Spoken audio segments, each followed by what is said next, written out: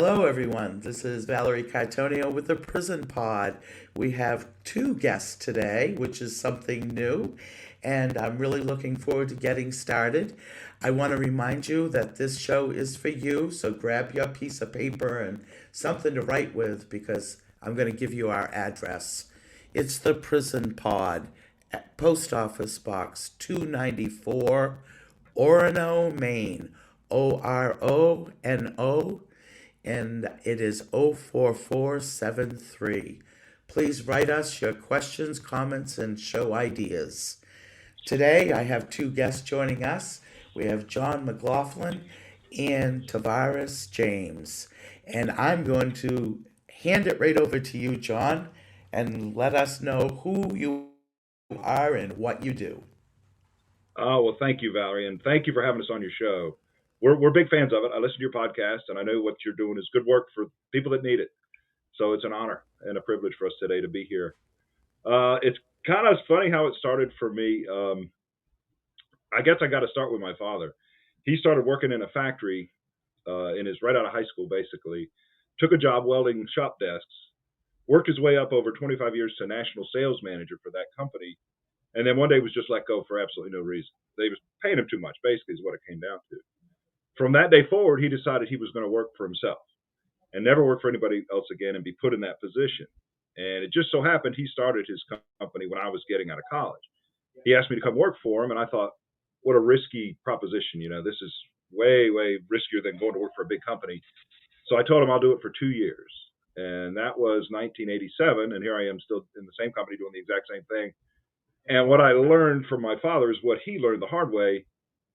Putting your future in someone else's hands is the big risk. Working for yourself, you can control your own destiny. So, although it seems like the riskiest move, entrepreneurship is a very safe place to be because you can rely on yourself and you can make changes, based on what you want to do. Anyway, long story short, I found myself being outdated. I was working in a small company for myself, by myself, and I was losing track of how business was done. So I went back to school and got an MBA, which brought me up to speed. And for whatever reason, it desired and ignited inside me to teach. And so here I am, 50 years old with an MBA and thinking, well, getting a teaching job is going to be easy. All I got to do is send out some applications. They're going to be fighting over me, right? Absolute opposite. No, I couldn't get any response. I couldn't get an interview. Nobody would talk to me. I had no experience and I was 50. It was just a dead end road, but I kept trying and I went back and re-educated myself.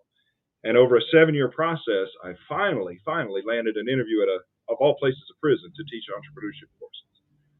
And honestly, if it hadn't taken 7 years to get there, I would have probably turned that down. I didn't want to work in a prison. I thought it was a scary place. I thought the people in there were dangerous. I really thought I was going to be, among violent people, what most people think who've never been inside a prison. And it turned out to be the best job I ever got. I met some amazing people with amazing potential, and the more I got involved in it, the more I learned that the justice system is really rigged against uh, people of color, people of low income, people of low education levels. If you look at the statistics, it's staggering. So I got to teach for 3 years, and it was a great opportunity. Loved every minute of it. The job ended, and I had all this material that I had created and nowhere to teach. And then I met Tavares, who just by chance was going to start an education company, and we were going to do classes. And I said, "Oh man, I would love to come volunteer for your organization. I've got 99 hours worth of material I'd love to share, and I just love teaching." And there, we hit it off, and that's been our story for, I guess, going on about a year now. He and I do classes together for the same demographic, basically. I mean, we don't turn anybody away, but a lot of people who've served a prison sentence, or people who've just had obstacles in their life. And we focus on financial literacy and entrepreneurship, the two areas where I found teaching in prison were the best value for the student. Because if you're coming out of prison with a felony, it can be difficult to find a job. But if you start your own business, nobody asks where you came from. It's none of our business. We don't go there. And the other thing I learned was that a lot of the incarcerated people needed a real foundation in financial management. They just never got it. And when you look at the statistics of how most people are in prison for money-related reasons, they need a basic understanding of how to save, how to live beneath their means, and how to function so that they can move forward in a positive direction. I love that. And it's really amazing because a lot of people that are in prison already have a lot of those skills as far as being a business person. Oh, you're absolutely right. It's just they need it funneled into a legal way of doing it.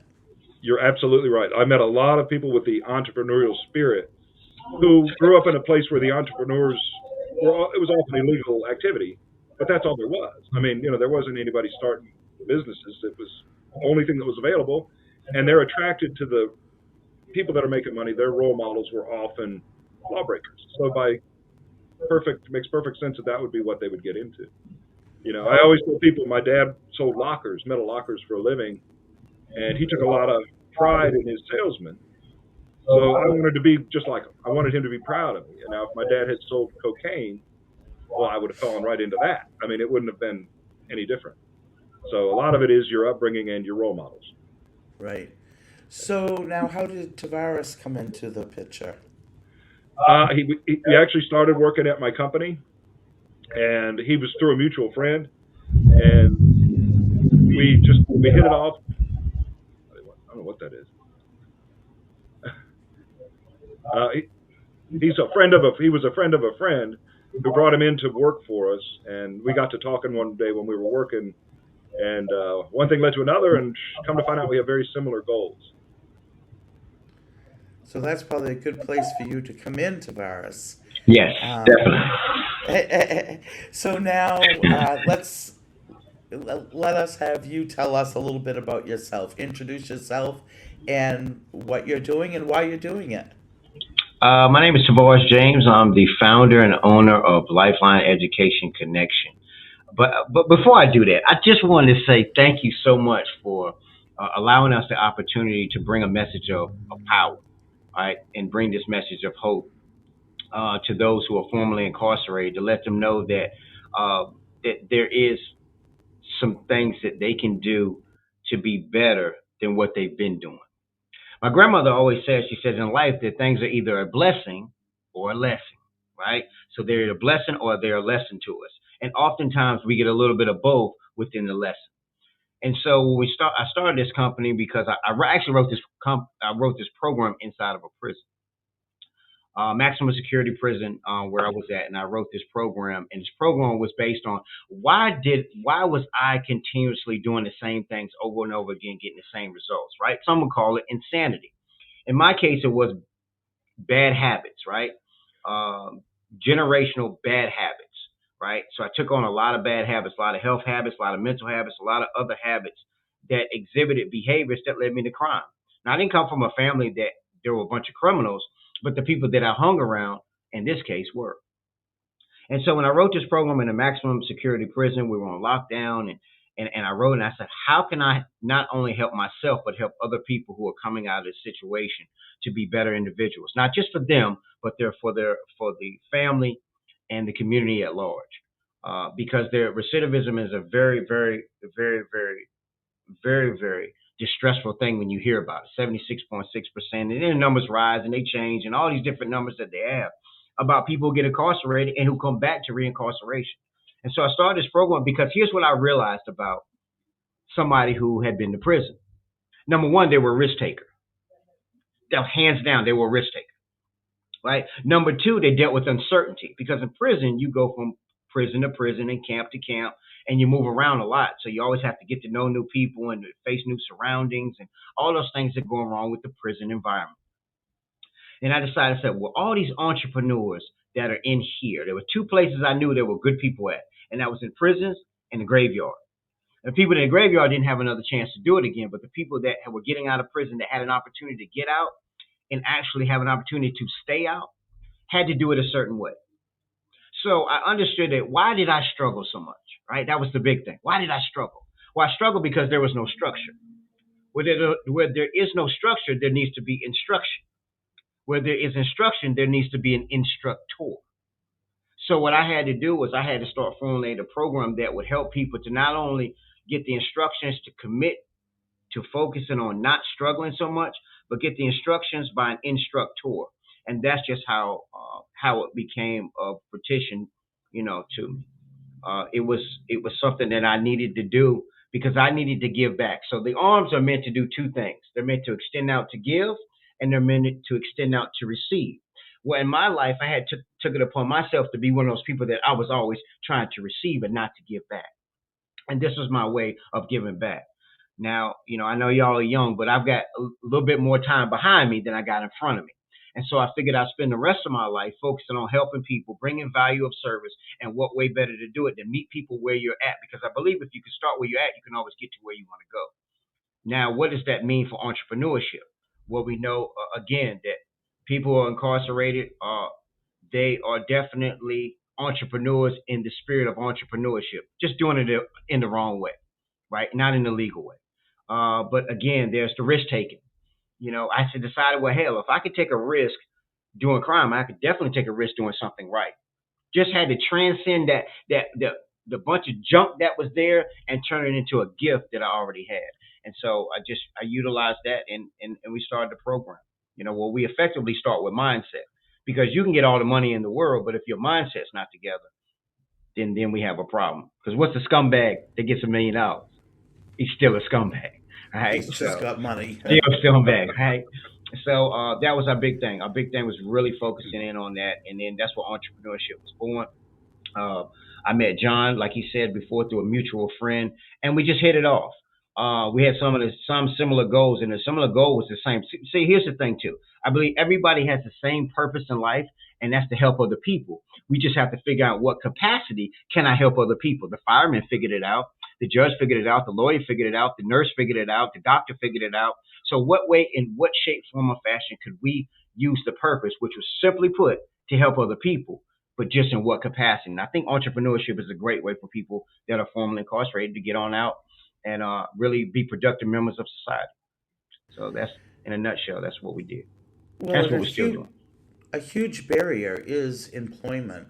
Yes. And if you can work for yourself, that is such a bonus because, and not only that, it gives that self-esteem back and, builds up yourself. It rises you up. Yes. And that's what I really liked about what I was reading about the program. Yes. I had no idea about any of this until I started reading John's book. Mm-hmm. And as I started, I only got about 120 pages into it. And I'm going to finish it in the next couple days because it's very good. And before I forget it, I want to ask John just briefly to talk about the book. Thank you very much, Valerie. I do appreciate you reading the book very much. It was a book I never planned to write, honestly. COVID hit, and I got every house project done that I could possibly think of. And I was like, what do I do now? I got years ahead of me. And I went and told my father's wife, I said, well, I don't have any good prison stories for you anymore. And she said, why don't you write a book about it? And as soon as she said that, I was like, that's exactly what I'm going to do. Sat down and wrote it. The name of the book is Lifeline to a Soul. It was just released yesterday. It's available on all major book markets. I'm going to have some free downloads. What the book is about is a novice guy like me, has no experience at all in a prison. When they offered me the job, I kept asking them, and it's a minimum security prison, a rural minimum security prison. I kept asking them about riot protocol. What do I do? Do I go under the desk? Do I have a gun? What's going to happen? And they just laughed at me and said, you don't understand. These guys are never going to give you any trouble. I said, yes, they will. I've seen movies. I've seen TV. These are dangerous people. What are you talking about? I'm going to be in a room all by myself. I mean, it could go really bad. And that was my mindset. But, 1 month in, I realized these are guys that maybe had one bad night, maybe made one bad mistake, a bad one, and they're paying the price for it. But there's no system in place in the prison system to provide them with almost any education. And it's a complete waste because it doesn't take much. These are very capable, smart people that need a little direction in some cases and a little information, and they will cut and run. I mean, in the back of the book, I've got stories of some of the guys I met and businesses they've started. These are success stories. Tavares among them. Here's a guy who came out, started a business, and he's doing great. And I know you have a lot of incarcerated people that listen to this show. My advice for them would be the same advice that I gave the guys in prison. You've got some time right now. Get as much information as you can about financial literacy. Learn how to handle money best you can. And consider starting your own business. And I'm not saying let's start a Fortune 500 business. What could I do when I got out that would provide value to someone else? What do I like to do and what am I good at? I mean, is it cutting yards, washing cars, something simple that everybody needs. I would encourage you to consider starting a business, get your own thing going. You never know where it's going to lead. But it takes a very high level of determination because it's a very difficult proposition. I don't care what business you're starting. The failure rate is staggering. I mean, it's less than half make it through their first year. There's a lot of obstacles. There's a lot of bear traps along the way. And you have to put it in your mind that I'm going to do it. Whatever it takes, I'm going to do it. You have to be determined. That's really the key to me to success. You know, you'll learn through the mistakes of what not to do, but you've got to put it in your mind that you're not going to quit. And so that would be my message to anybody who is incarcerated and looking at a life plan upon release. I think it's a really good place to start. So, Tavares, where did your determination come from? You know, it's a good question you asked that. You know, I believe in something called the PCP effect. And the PCP effect is kind of like how, you know, maybe Jimi Hendrix back in the days, you know, they were doing these PCP and they were hallucinating, they would see these things. And so I was reading a book on him and talking about all the things he had done. And what I noticed was they had something called, and I just started coming up with, what's the PCP effect for me that's on a positive level? Was persistence plus consistency plus patience will equal the success that I need in my life so I can see things that others can't see, right? See, when you're incarcerated, you have a lot of time to do stuff that people out here in the world don't get a chance to do, and that's sit down and think. You actually get a chance to sit down and think. Now, after about a little while, you're ready to raise your hand and say, okay, I thought too much. Hey, I get it now, right? I got it, right? But what happens is you sit down and think, you start to realize how much you can be of service to life outside of there. And the biggest thing that kind of pushed me in that direction was the fact that I cannot give up. Setbacks to the comeback. See, we live in a country where everybody loves a comeback story, right? Everybody loves a comeback story. Why couldn't I be that comeback story? Why do I got to keep reading about other people's comeback story? Why couldn't I take the initiative and do it? But here's what I had to do. I had to take the cotton out of my ears and put them in my mouth and start following people and getting mentorship. I had to start getting around people who were doing things that I wanted to do in an elevated level so that I can see that because, like I told John before, is that I need the habits, not their money. I don't want nobody's money. I want your habits because your habits successfully will always in turn lead to the money. See, there's an abundance of life. See, I believe today that I was born into abundance and I have that ability to do that, but I need to be directed in that way. And it's the same thing we're doing now and helping people that are getting out. See, me and John are like ants. So we watched this video on National Geographic and it was a video about ants. And so there was a bridge that was between these ants. And so these ants on the other side of it was food. And so these ants created a bridge with their bodies. Right? And so this bridge that they created the ability to the other ants could walk over and get the food. And so that's what, I decided when I came home, I needed to partner with somebody who was adamant and serious. I didn't know who it was going to be. I didn't know how it was going to get it. See, I was a risk taker. So it meant that, I was familiar with uncertainty. I was very familiar with it. I was certain that there's something was going to be uncertain. And so I just took that same energy and I just put it there. So persistence, patience, and consistency. I had to be consistent of doing the same way I got up in prison. I got up, I worked out, and I ate chow, and I got on the phone at a certain time and called my family. The same type of consistency that I did with that, I just moved it over to other thing. And another thing, too, is people always talk about all the distractions out here. The only distraction was me. I was the only thing that distracted me from getting where I needed to go. I distracted myself. People say, well, it's women and it's us and it's that. No, it's not. It's the individual. The individual distracts themselves by the things they allow and the people, the places, the things, and the ideas. I read a book. You got to let your nouns be the now. Let me say that one more time. You got to let your nouns be the now. My people, places, things, and ideas had to represent where I was at today. And if they didn't, if they conflicted with that, then that was a problem. And so that's how I addressed that. So that was it. I changed the mindset. It was a paradigm shift, as they like to say. I like that. I've talked a lot about changing habits and creating new habits. Yes. And even if it's something as simple as remembering to brush your teeth every morning at 8 o'clock, do it. Because once you start doing it, and you can, and if you track it, like in a book, and you check it off every day, Yes. then you can see your accomplishments.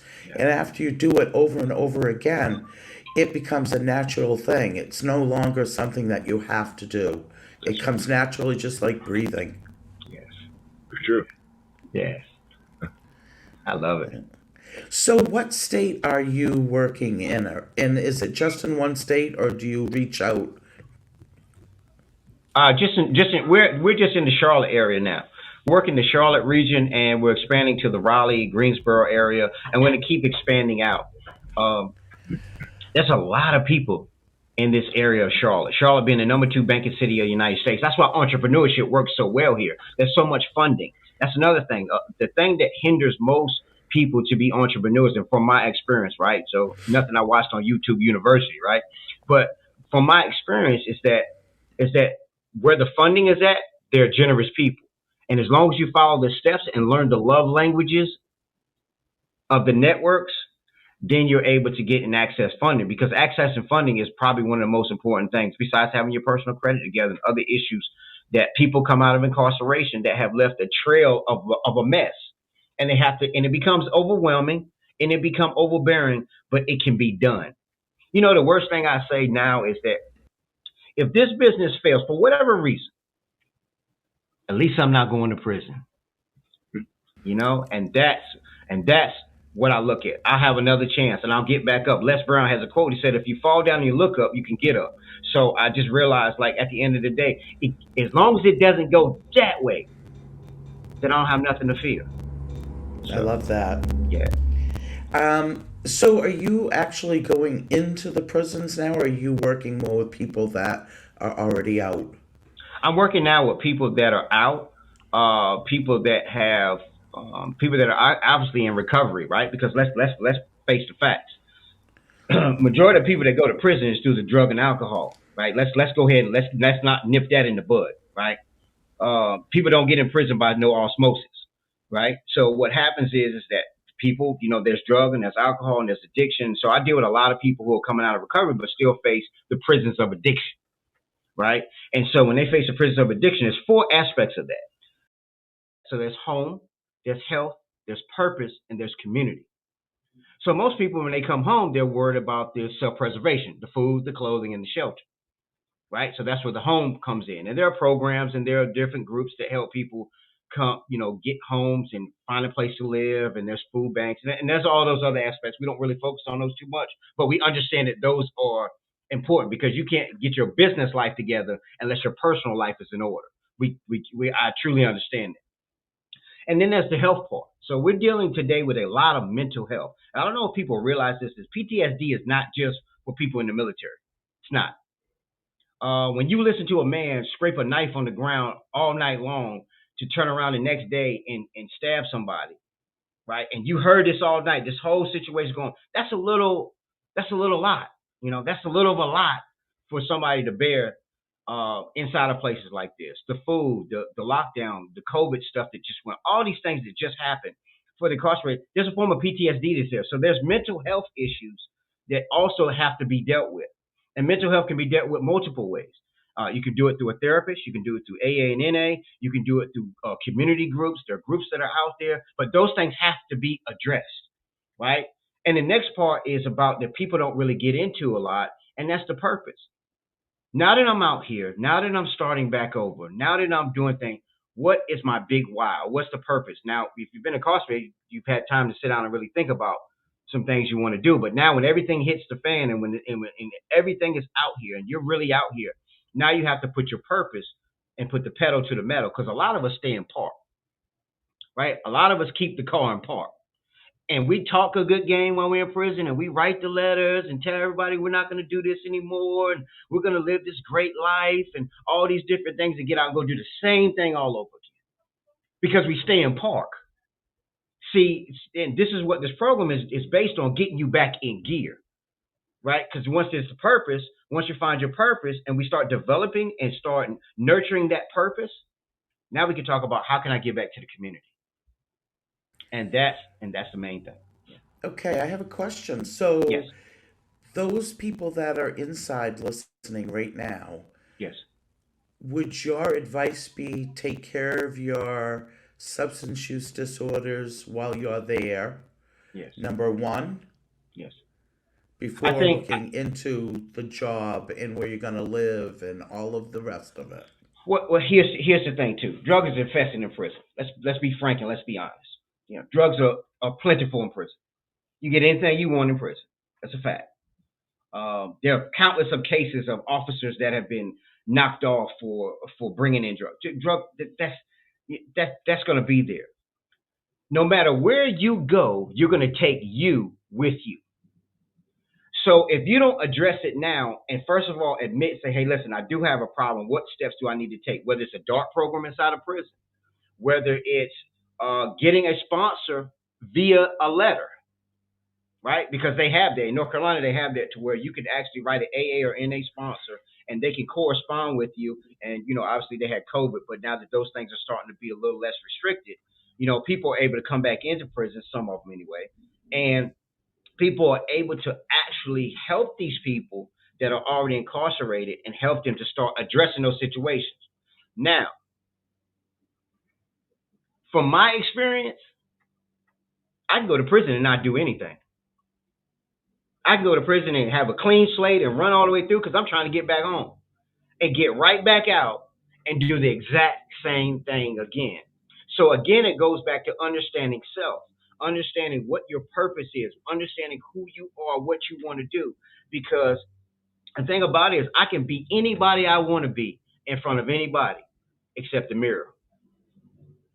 And once I get in front of that mirror, I have to really identify that. And those are things. I tell guys, read the self-help books, but then practice some self-help, right? You read those books that are, a lot of times, incarcerated, we like to read the urban books and after a while, you've done a lot of that stuff already. Like a lot of that stuff is moved. Start finding out things that you can do that when that door does swing open, or if it doesn't swing open, right? Because that's a true fact too.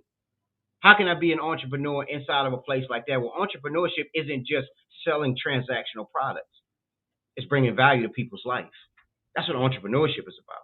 How can I bring value of service? We just happen to use it. You make a chair, I make a better chair, and that's just the way it is with the financial part of it. But there are things that we can do. I've met some of the most creative people who make picture frames and who can just do so many different things, who sew and stitch and all these things. But what I tell people is start now. Start where you're at if you want to get to where you want to go. You can't say, oh, I'll wait till I get out to deal with recovery. What? If you wait till you get out, it's too late. They say, when's the best time to when's the best time to plant a tree? 20, 25 years ago. When's the second best time to plant a tree? Today. So get that and start planting that tree. Plant those seeds now, and then sometimes you're going to have to turn the dirt on that seed. You're going to have to nurture that seed. You're going to have to prune it from time to time. You're going to have to let the sunlight get to it from time to time. But in order for the seeds to grow, you're going to have to start where you are at. And it doesn't matter where you're at. I Change like begins that. inside. I like Don't that get me analogy. started. Don't get me started.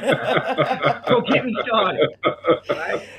I love the analogy of the seed because that was part of how the name Prison Pod came about. Mm-hmm. Even though the pod is where people are living, was the idea that it all starts with that little seed pod, and with just the slightest drop of water and a little bit of warmth, it cracks open. And that's the beginning, that cracking it open. And then with a little bit more nurturing, a little more water, a little more sunshine, boom, it sprouts. And then the growth begins. Right. And that's how I see these programs. I mean, these programs that are being developed, like the programs that you guys are offering, are going to change people's lives. Not just individuals, but society. And this is what I like people to understand on the outside, is by changing lives of people who have been incarcerated, it's going to benefit everybody else. It cuts down on recidivism. If you have a job that you can support your family with, You don't have to go out and find other ways to do it. Yes. You're paying taxes. You're being a member of your community, and you're becoming part of that community. Your children are going to school there. You're going to the PTA, you're going to the church, going to the mechanic down the street. It's benefiting everybody to have healthy people on the outside. Yes. Yes. So true. Yes, it is. It's funny because there's only three things you can do with a felony. That's get a job, create a job, and the third one is you can do both. Right? I know John was talking about landscaping. I know a guy who got out, and we talked about it before he had got out. And I was like, why don't you go work for a landscaper for a year? Because he'd been cutting grass on the yard and he knew what he was doing, but he didn't know all the business aspect of it. I said, why don't you cut grass for a year with the job? Just commit to it for a year, right? Because nobody cares about your record. You cutting grass, right? It's certain jobs nobody really cares. Especially construction industry. Construction industry is probably one of the best ways for people that are taking trades inside of prison. That's one of the best industries to get into and actually become your own boss a lot faster, becoming a subcontractor and all these other things. But the guy ended up starting his own business, doing landscape, and he's very successful now. He's in the Raleigh area and he's doing very well, and he hires ex-felons. So there are things that we can do, but again, it goes back to what am I doing today? Because each day I was in there, I was saying, what can I do today? So if they were to say, I'm going to say, James, pack your stuff, they call your number out, pack your stuff, it's time for you to go home. Well, wait a second. First thing a lot of people say, wait a second, I still got a year left. What? It's time to go. Because a lot of us aren't ready. See, we got to stay ready. Like they say, war ready, you got to stay war ready. You have to stay war ready and get your war chest together and start getting it together for the things that are going to hit. Because let me tell you something. I'm not saying it's easy out here. I'm not saying it's hard out here. It's what you make it is out here. It's what you make it. Obstacles are going to be there. If you don't want nobody to tell you no, don't go into sales. Don't go into sales because that's a part of sales. Rejection is just a deflection of an injection of something greater in your life. That's all it is at the end of the day. And people are going to tell you no. And it's just part of life. And to go back to habits, Yes. when you get those no's, you have to have created the new habit on how to react to that. Yes. Yes. One class they got is called Cognitive Behavior Intervention. I had to take that get now, right? So cognitive behavior intervention was all about because people say, well, I relapsed and then I went back out and then I did all these things. Well, there's a lapse of judgment before there's a relapse. Watch this. Let me say it again. There's a lapse before there's a relapse. There's a lapse of thinking. There's a lapse of judgment. There's a lapse of some integrity. Because one thing about prison, we are the most polite people in the world. Excuse me. Pardon me. Like we're just the nicest people in the world. Pardon me. Excuse me. And all that stuff. And that's for serious reasons. That's for very serious reasons why it's there.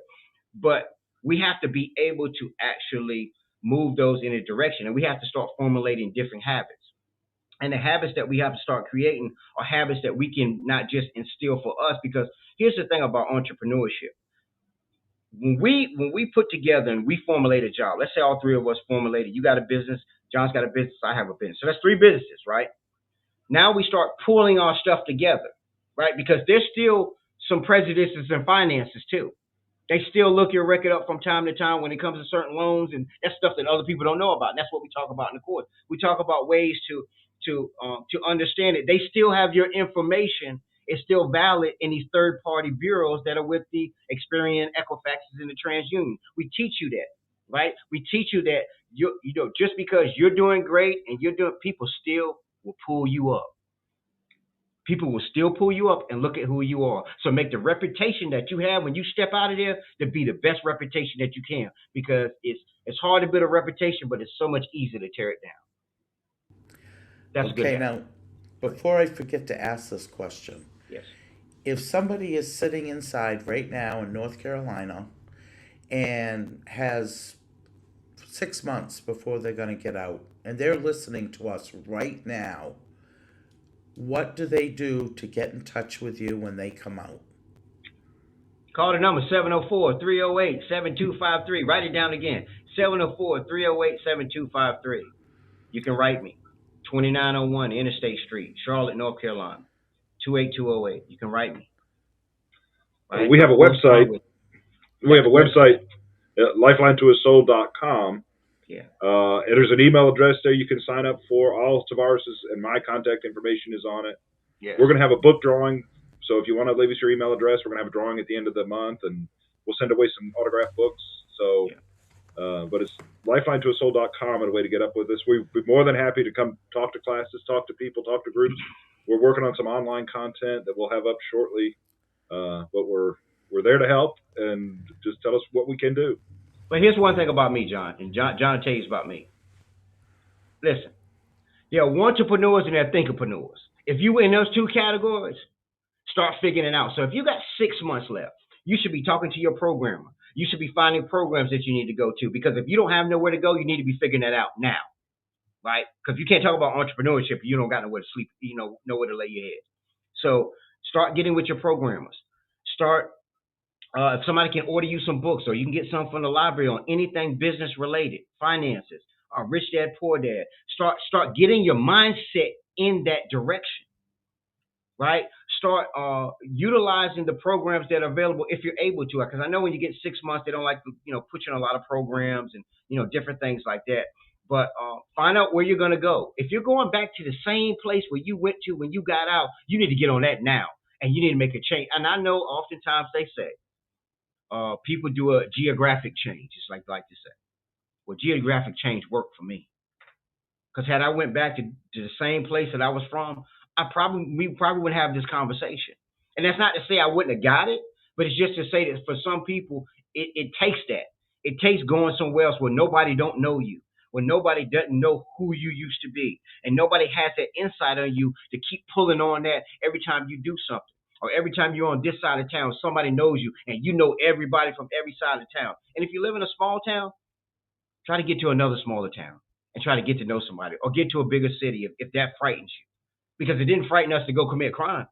So what frightens us now to go out here and do the things that we need to do? So I would tell anybody, get your contacts together. Start contacting people. Contact me via the email, via the website. Get your family to go on the website. I know you might not be able to have computer access to do that, but get your family to do that. If you calling your girl every night, and you sitting down, and you calling your husband every night, you sitting down talking for 2 hours, and you want to double click on the phone. Y'all know what I'm talking about, whoever's listening, right? You want to double click on the phone, right? Well, double click and say, hey, listen, there's a guy that I heard on the podcast. His name's Tavares James. He's out of Charlotte, North Carolina. Hey, I live in Houston. I live in Texas. I live in Maine, or wherever you live at. It doesn't matter. Entrepreneur, the message is still the same. It don't matter where you at. The message is still the same. Get on there. Stop playing. That's another thing. Stop playing. My uncle used to say something. He said, stop perpetrating the fraud. Stop perpetrating. If you're going to get out here and you're going to be doing right, you know that you need to be around other people that are doing right. So find those people now. Get in touch with them, right? If you're playing, I'm going to let you know you're playing. But if you're serious, I'm willing to help you in anything that you want to do, in any way you want to go. Because at the end of the day, I want to see people win. And we have the hardest coming out. It's a little rough for us, but guess what? It hasn't stopped me from building my personal credit. It hasn't stopped me from getting massive amounts of business credit. See, because nobody cares about your record in the stock market. Y'all don't know that, do you? I'm telling the folks out there, if you want to get in the stock market, nobody says, what's your criminal history to get in the stock market? To buy real estate, nobody says, well, what's your criminal history to buy real estate? No, people aren't asking you those questions, because money talks. And I ain't going to say the rest. But y'all know what I'm saying. So there are no more excuses. We live in an internet age where it is called a gig economy. So you if you want to stand on one leg and hold oranges on the side of your foot and sell them just like that, you can do that, right? We live in that kind of world where there are no more excuses for not getting any money anymore. There are no more excuses for not being productive. First of all, the drugs that's out here now are killing people. They're killing people. They are killing people. And if COVID didn't show nothing to you about how short life is, I don't know what will. My mission statement, the first thing is to save lives. Yes. Because I've been doing this work 20 years, and 20 people that I've worked with have died. And I want to see that stop. And a lot of it is, I've said this many times, I believe it was loss of hope. Yes. That they just lost hope. And programs like this and people like you, both who believe in other people and the possibilities. Everyone has possibilities. Yes. And even people that are in for life. Or in as far as that goes, there's people right now that are on death row that are writing books that are changing people's lives and turning others' thoughts around about where you can end up. So I really appreciate you taking this time and sharing your message because it's really been powerful. And I want to The ask John. pleasure's all ours. Believe me. I want to ask you, John, if you had any closing words, and before we do go. My heartfelt thanks to you, Valerie, for having us on and for the great work you do and that you've been doing. Anybody that listened to this today and wants some more information, contact us. We're here. We're ready to help. We're going to give away some books. We're going to have some fun. Again, thank you for letting us spread our message because it's something we love to do and we've been led to do this. Thank you. And how about you, Tavares? Anything else? People will run 2 times faster away from pain than they will gain. Let me say that again. People will move 2 times faster away from pain than they will move, let me add this part, towards gain. See, motivation is great, right? Motivation is like taking a shower. It's recommended daily. See, motivation wears off, and discipline has to set in. Let's get some discipline, y'all. Whether you're inside, whether you're outside, whatever it is, we all make choices in our life, and let's make, from this day forward, let's see how we can be of service to other people. Beautiful. Thank you both so much for joining me today. Thank you, Valerie. It's our pleasure. No problem.